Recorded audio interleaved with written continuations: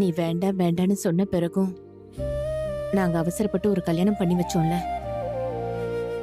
அதனால அம்மா மேல எதுவும் கோபமா இருக்கியா? அதெல்லாம் ஒண்ணும் இல்லம்மா. எனக்கு உன் மேல எந்த கோவமும் இல்ல.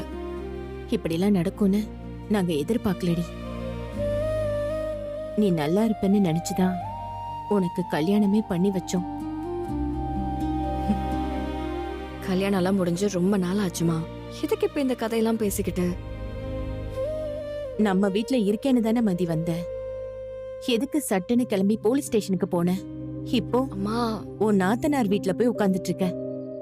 நீ நம்ம வீட்டுக்கு வாடி. மா இப்ப எதுக்குமா என்ன வர சொல்ற?